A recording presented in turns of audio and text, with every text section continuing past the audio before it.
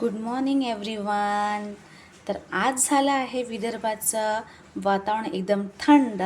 तर खाऊया काहीतरी एकदम मस्त. तर या थंड थंड वातावरणात आपण बनवणार आहोत आज गरमागरम पावभाजी. तर पावभाजी बनवायला आपल्याला काय काय घ्यायचं आहे बघा. पत्ताकोबी, शिमला मिरची, फुलकोबी, आलू.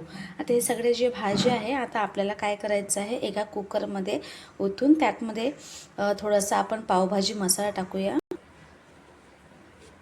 सगळी भाजी कुकरमध्ये आपण टाकली आहे. त्यात आपण टाकूया 2 चमचे पावभाजी मसाला आणि त्यात 3 ग्लास पाणी.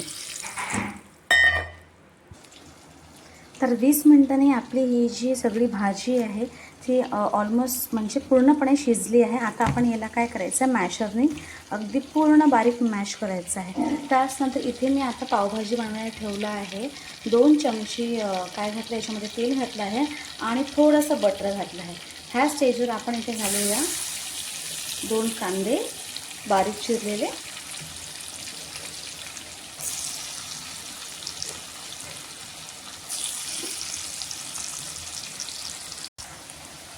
कांदे अगदी ब्राऊन झाले की त्यामध्ये आपण इथे घालणार आहे थोडंसं लसूण क्रश करून टाकते आहे. आणि त्यानंतर आपण इथे सगळे जे आहे ड्राय मसाले घालणार आहे. यामध्ये हळद, तिखट आणि थोडंसं धनिया पावडर आणि पावभाजी मसाला ऑलरेडी आपण भाजीमध्ये घातलेला आहे. तर इथे पण आपल्याला 2 चमचे घालायचे आहे आणि चवीपुरतं मीठ. छानपैकी असं परतून घ्यायचं आहे.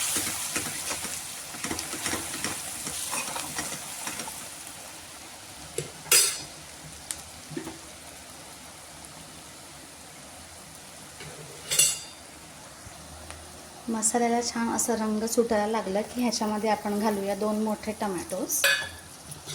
तर आपण छान मिक्स करूया. थोडा 5 किंवा 10 मिनिटात आपल्याला हे शिजू द्यायचं आहे.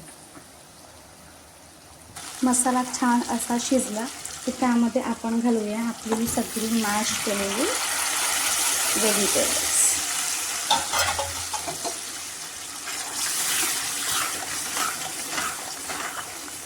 वाव, बघा मस्त असा छान रंग आलेला आहे.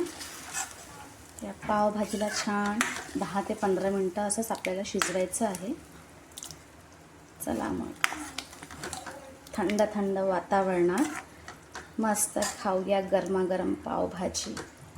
हे बघा किती सुंदर असा रंग आलेला आहे.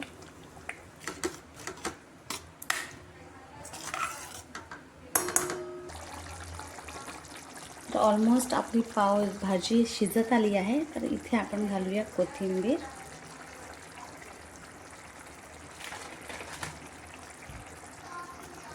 त्यानंतर आपण इथे टाकूया butter.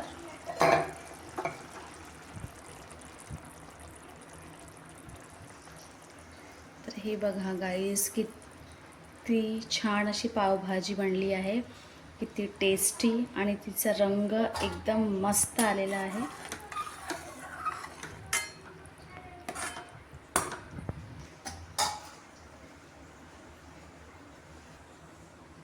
Sir thank you so much guys. माझं जर हे चॅनल तुम्हाला सबस्क्राईब करायचं असेल तर नक्की प्रियंका क्लाउड किचनला जाऊन माझा चॅनल सबस्क्राईब करा आणि लाईक करा. Thank you so much guys for watching this video. Thank you.